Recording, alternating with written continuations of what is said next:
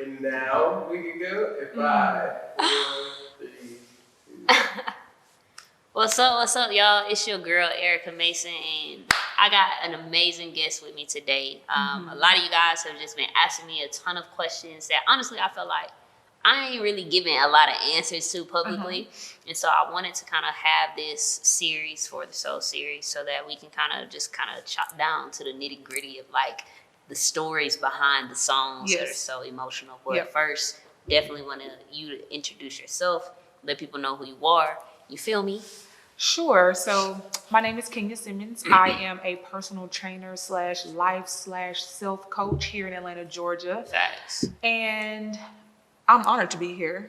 Yeah. You know, we have these conversations all the time, and I always ask, like, what's behind this song? Like, what's the story? Because it's so deep, or it's so emotional, or it's so real. Yeah. So just to get started with Camouflage Day. Yeah. This is your new song. So what's the story behind Camouflage Day? Okay, so before we hit Camouflage Day, let me circle back. Okay. Because what I'm actually doing with these new songs is a series called For the Soul. I have this like mantra that really talks about I make music for the soul. I want to make music that heals the soul. Right. A lot of feedback that I get from people is like, yo, your music has really helped my life some way, shape, or form. And so a lot of people don't really know the details of where these stories are actually coming from. Like, these are real life situations. And so the songs that I'll be rolling out really walks you through like the journey of what I had to go through to not just get to a point in healing, but like as I'm going through healing. Like I will say I still haven't arrived. I don't even know if there's a place to arrive to, you know what I mean? But like while I'm on this journey, just me practicing being more open and just kind of more vulnerable from a talking standpoint. Because I can be vulnerable in the music.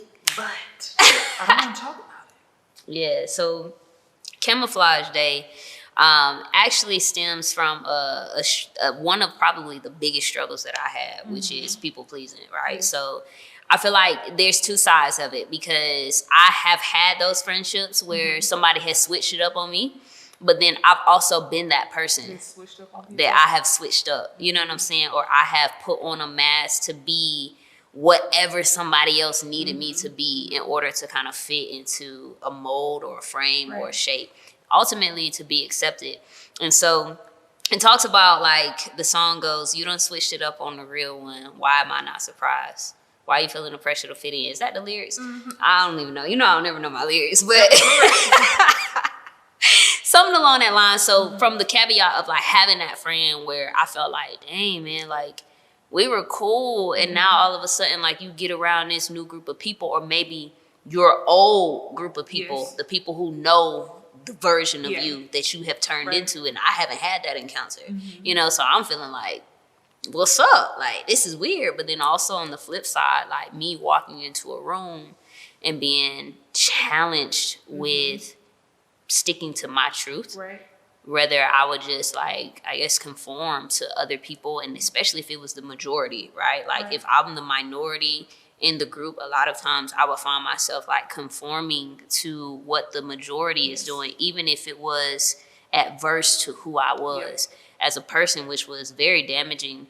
And so Camouflage was kind of this story talking about like how I have learned to kind of be a chameleon, and I knew how to walk into rooms, and I knew how to talk the talk, I knew how to walk the walk, but going home and still kind of feeling empty, you know, and still feeling like I was unseen. And ultimately because I never gave people the chance to really see the real me, right? Like sometimes we blame other people, like we're like, man, they don't accept me or whatever, but it's like you haven't even shown who you are.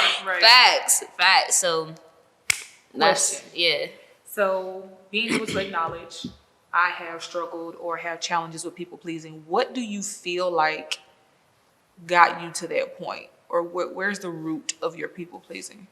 Oh man. So, and I'm gonna probably push this back off on you because, you know, I think a part of it is like, I am naturally a person that likes to see people happy.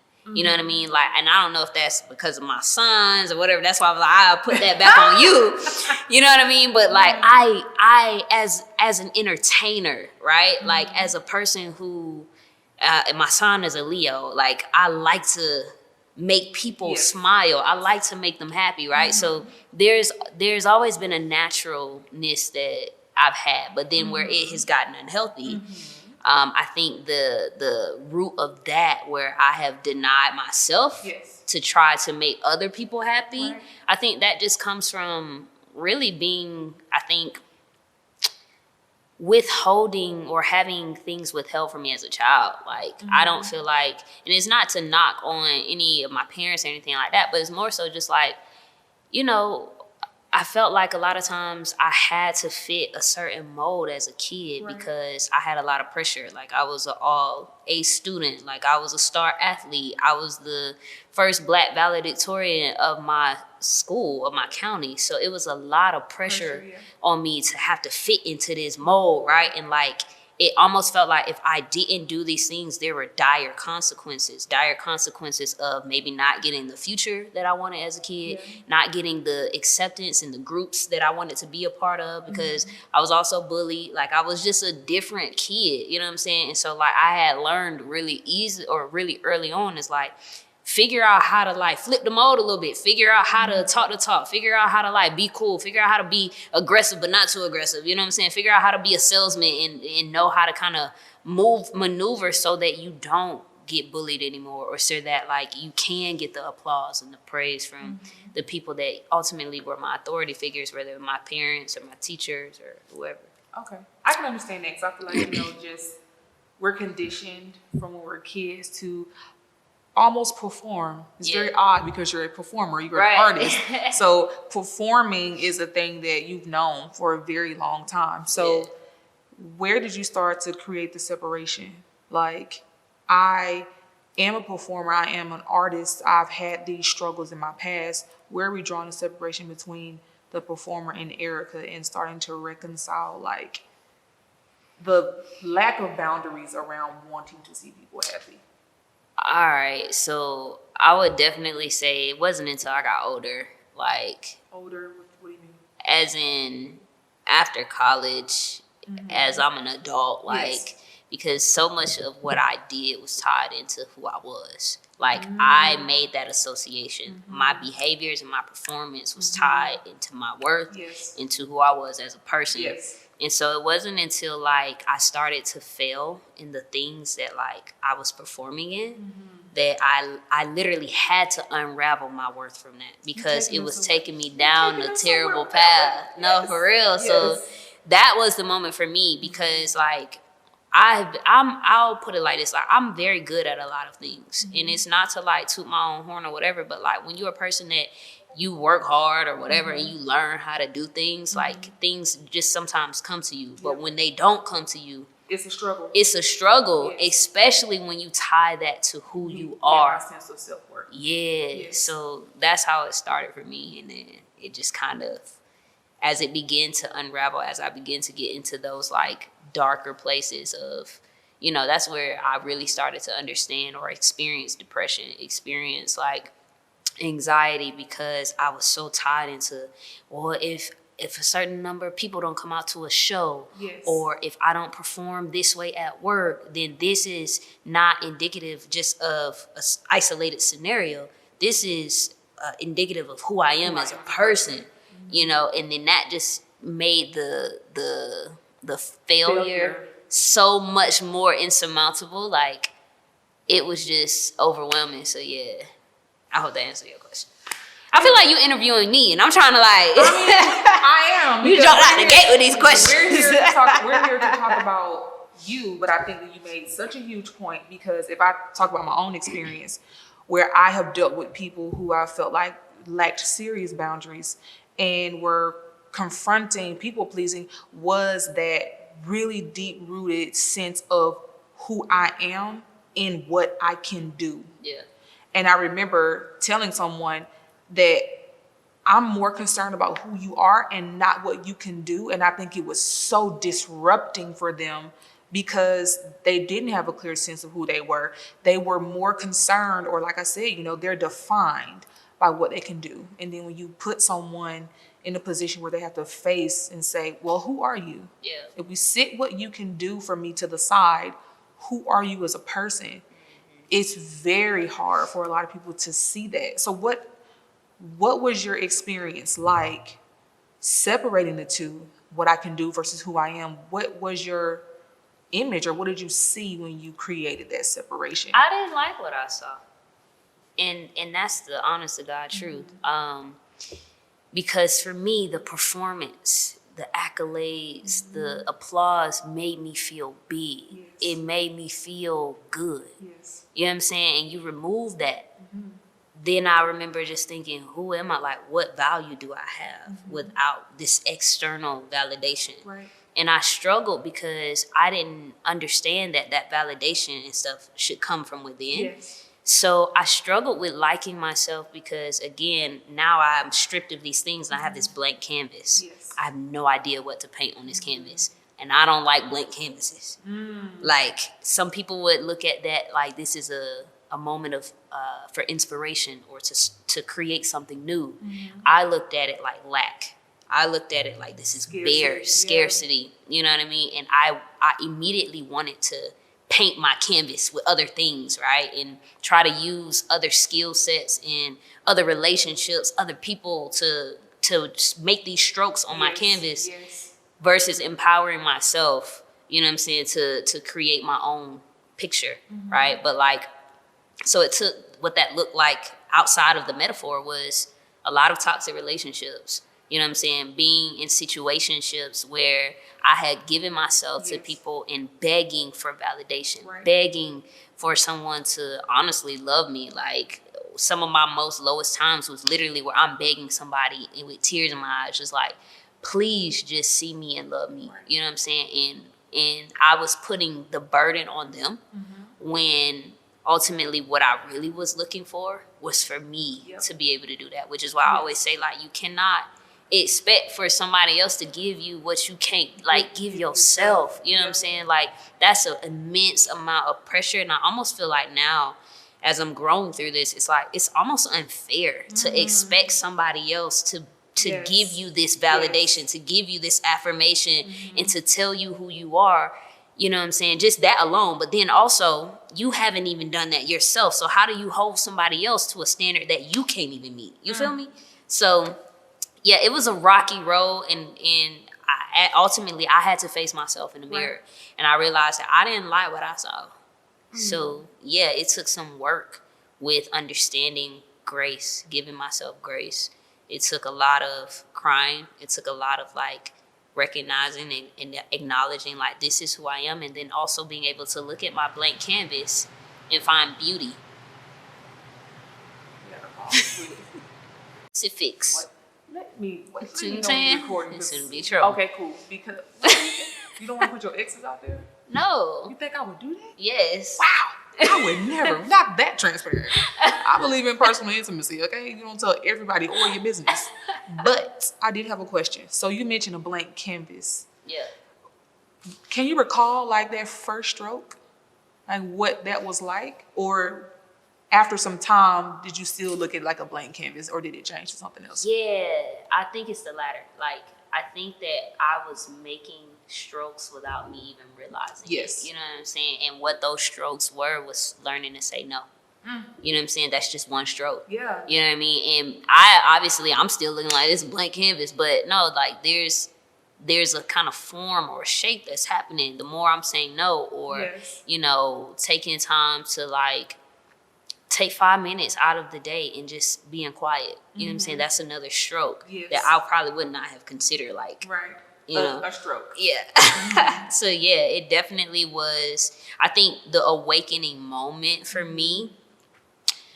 Well, I would say the most memorable one, and this is probably the most known one, was when I came out as queer. Like, that was, I think at that point, I kind of had a form or a shape on the canvas, and I was like, I'm liking what I see in the mirror now. You know what I'm saying? Like, and that took a long time for me to kind of reconcile, because I knew that this part of me was always here. It wasn't like I was naive to it, but I had been taught to hate that part of me so much and to deny that part of me so much, so that when I saw it in the mirror, I didn't like what I saw. You know what I'm saying? And then as I began to do the strokes again, I started to see this side of me, the little rainbow side, the little fluid sexual side of me. And I started to understand, like, okay, this is also like beauty. Yes. And then I started to say, all right, I'm kind of feeling that right there. Yeah. I like this. This is nice. Yeah. Yes. It was really dope. And that was probably, again, like Camouflage Day. The reason why I resonate so much is because obviously being a person of faith, you know, in the market that I was in and then coming out was just like, I don't know, like the church, the saints was flipping their wigs off. You know what I'm saying? Like, it was a lot. But you know what I'm saying? What I realized though is, even though, like, once I let go of the trying to please everybody else and I just started living my life, you'd be surprised the amount of people that you think are actually against you that are not really thinking. Like, first of all, the people that you think that care, they really ain't thinking about you. Not paying any attention. They really not thinking about you like that. But then also, when you really show your true colors, you are, like, I was really surprised at the amount of love I received, right? Like, it's really easy to kind of focus on the negatives, or like the Christian person that's in the comments with their sword of faith and shield of God and no freaking picture on their profile, but want to post every dang on scripture. It's really easy to point those out, but just as much as that was happening, even 10 times more, there was somebody else saying, this gave me courage to take a step here, or this gave me courage to just be able to share my own story. You know what I'm saying? Like, and those are the things that I paid attention to. And it wasn't coming from a place of, oh, I did this, now it's making people happy. Right. It's, I did this for me.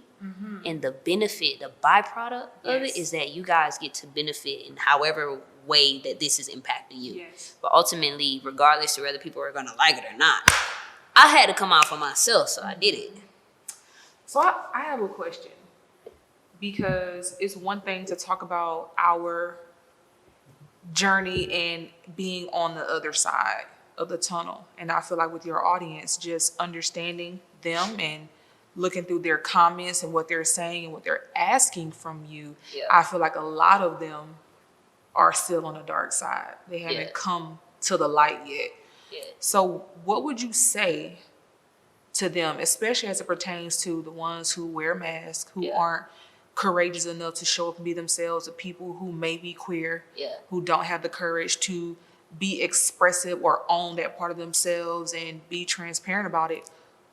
What is, like, just a few things, however many you have, what would you want to say to these people who are in that space, or where you were? Yeah, I mean, there's so much that I can say. I'm going to kind of reframe it in an example that I got from someone who asked, how do you overcome depression? Valid question. I don't have a valid answer for that. Because in my personal experience, it isn't about overcoming something. It's about walking through it, working through it, you know what I'm saying? And I still have days where, you know what I'm saying, I still deal with depression. So I might not be the best. I don't know the handbook for, like, overcome depression. But what I have done is shifted my perspective to understand that as much as I want the good and stuff like that, that the darkness, I also welcome those feelings as well. You know what I'm saying? And in my time, I think when it was me being, like, so heavily involved in the church, it was more so, like, taught to shun these feelings away. Like, it's not okay to have these feelings. And so you so you focus on all of the good feelings, right? So when these feelings come, you think something is wrong with you. You know, and I am learning that a lot of times those feelings of depression, sadness, and things like that is not saying that something is wrong with you. It's an indicator saying that something is going on within you, within your life, within your, like, body, that needs attention. You know what I'm saying? And you have to take a second and figure what that attention is that's needed, what area you need to give that attention to, and really do the work in that area. Whether that's your physical body, because some of it is just hormones. Right. Some of it is because niggas is constipated and y'all ain't pooping enough. Like, some of it is the food you're eating. Other parts of it, you know what I'm saying, is the relationships, the environments that you're in. So, and that's a huge one. It's a huge one, and that was one of the biggest things for me. Like, my triggers and things happen a lot of times because of the environments that I consistently was under and in. You know what I mean? And the type of person that I am, even with my blood type and stuff, I just cannot handle a ton of stress. You know what I mean? But so the things I would say is, one, instead of trying to look at how to overcome it or try to like defeat depression or whatever, instead look at it with curiosity and say, like, I have these feelings, and let me ask myself some questions like, why? Like, what am I thinking about right now? What is my environment? How is my, like, taking time to sit with your body, because your body will tell you so much if you just slow down and listen to it. You know what I mean? Like, what is my body saying in these environments too? I'm going to be an advocate for this. I know therapy is not for everyone, but some people need therapy. Who is therapy not for? Therapy, I don't think therapy is for everybody. Oh, God. That's an interesting perspective. I don't. Okay. And I think, for example, are you in therapy? No, okay, so let's frame that right, okay? That's not to say therapy is not for everyone. I think therapy is for everyone, especially when you need it at certain points in your life. Have I ever been to a therapist? Yes. Am I in therapy now? No.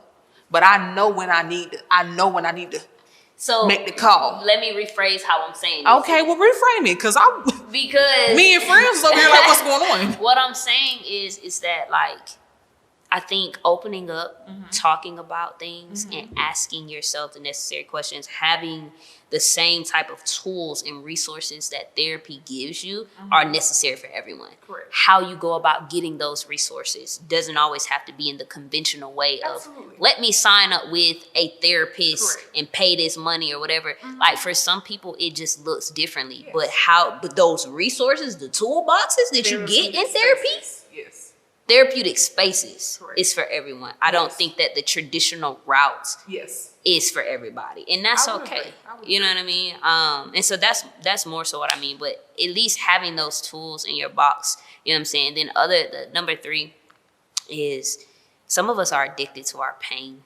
Like, some of us, we are addicted to being sad. We're addicted to being low. And I understand this from personal experience, because when you have been in a traumatized state for so long, when you have been in dysfunction for so long, it feels normal. Your body is constantly in fight or flight or dysregulated so much to the point where it feels normal to you. You know what I'm saying? So the moment you have a little bit of peace, it feels weird. Like, the moment that things are okay, it feels like something is wrong. You know what I'm saying? So then you look for things to try to figure out, like, how do I get that feeling, that comfort that you found in trauma, that comfort that you found in pain or whatever, and kind of lean into that more. And so some people, from what I've understood, is like, they almost use pain as a badge of honor. And they wear it as though, like, this suffering is this thing that God is trying to use to teach us something, and we're going to hold on to this suffering. And when I read the scripture, it says that Jesus came so that we can have life and have it more abundantly.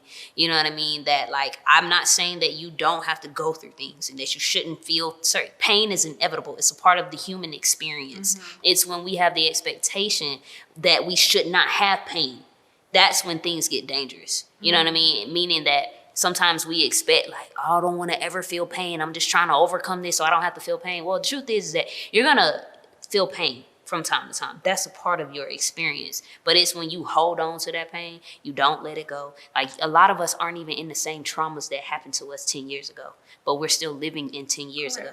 You know what I'm saying? So it's like, with that, it's about going to therapy or getting in therapeutic spaces to process the things that have happened to you, so that you can take a step forward and get out of that pain. Because the truth is most people, you want to get out of the pain, but you don't even realize that you're addicted to that feeling. Yeah.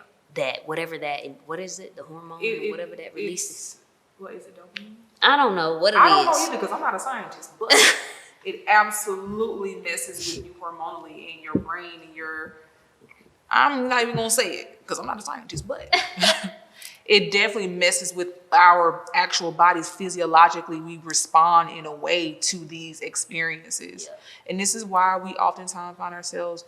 When it is the piece, we are sabotaging in a way to recreate these situations over and over and over and over because we have a physiological response to it. The emotional highs, being emotionally reactive and getting amped up and the yelling and the, all of that emotion. Yeah. It does something for us. Yeah.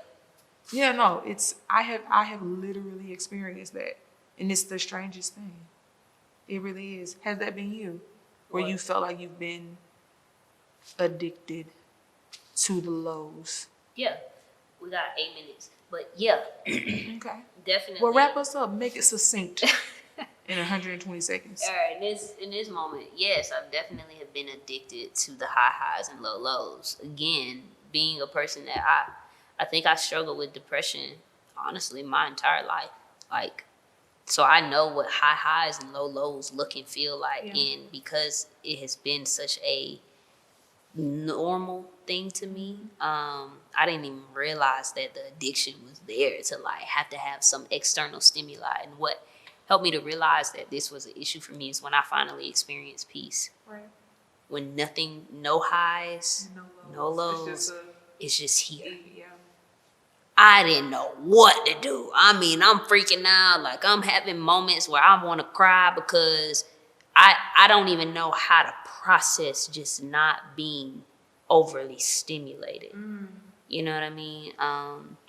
So yeah, it's something I'm still like right now, like working through to understand like what peaceful relationships look like, what peaceful environments look like peaceful communication, what that looks like. Yeah, we gotta talk about that next time. My God, because that is the one. Yeah. Peaceful communication is the one. All right, well, this includes segment 1 of For the Soul series, Camouflage Day. It's on all, streaming platforms. Get the meditation, man. Please hit the meditation. Don't skip the meditation, okay? Because you need every single word of the blessings, okay? Listen, we got more for them. We do. All right. It's been real, y'all.